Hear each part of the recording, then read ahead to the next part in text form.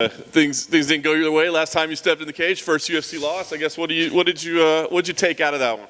Yeah, John, you look so excited to say that.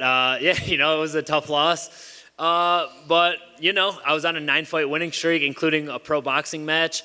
And it seemed like everything was going great, and then losing, it was a good wake-up call. It was a good thing that it gave me a chance to look back on my other training camps and kind of nitpick at what I was doing. And there was a lot of stuff that I was able to address and kind of correct. I've had 7 months since that fight, and you're going to see a new and improved Billy Q, and I can't wait. Nice. Yeah, I was going to ask you about the time off, the 7 months. Was that by design? I mean, did you want to take a little time after the loss to work on things?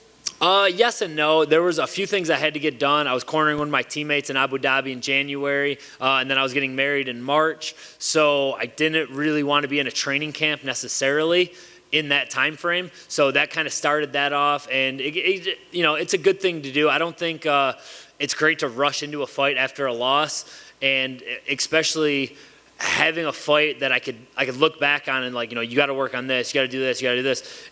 I think it was a good thing, and I think it was like I said, you're going to see a whole new competitor in there. And I did come off a loss, but I still got to look at, I've been pretty successful in the UFC so far.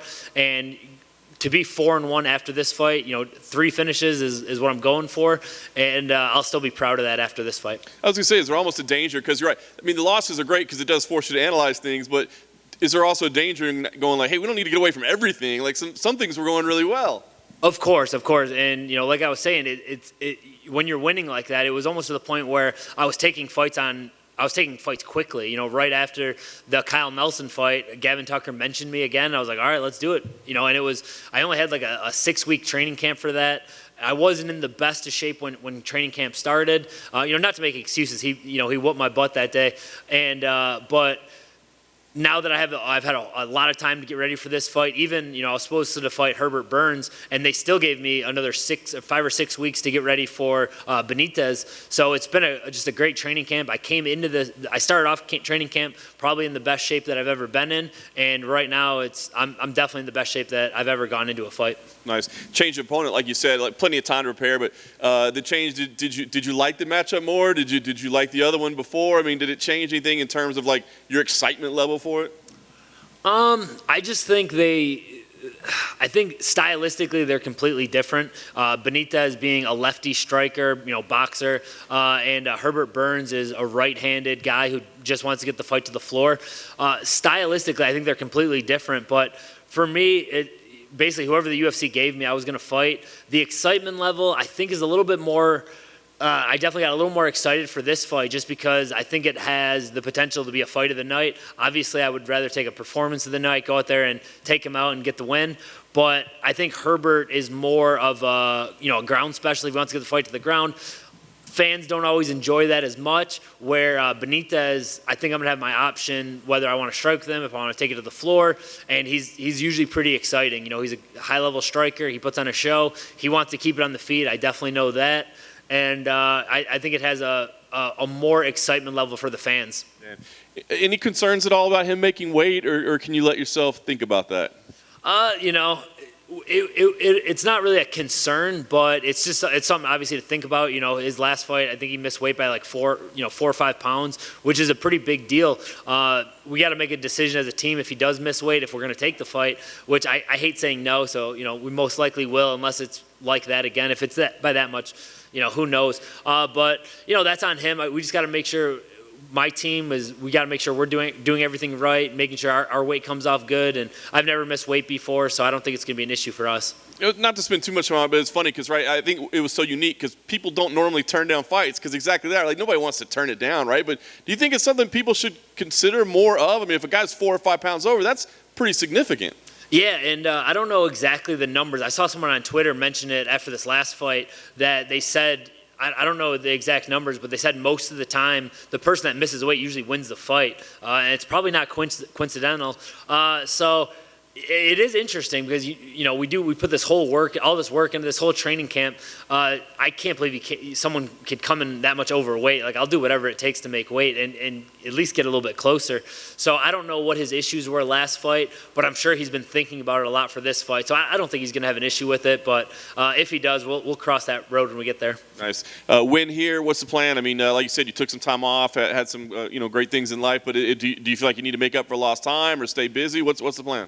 I definitely want to fight again at least one more time this year. My wife, who I got married to in March, we have a honeymoon planned next week. So we're going to the Virgin Islands next week and have a nice little vacation. And then after this, since this is my 5th fight at the Apex, I'll fight whoever, do whatever I can do to fight on U.S. soil with fans. So I'm definitely eyeing that November card at Madison Square Garden. That would be a dream come true. Growing up in Buffalo, that was always a huge venue.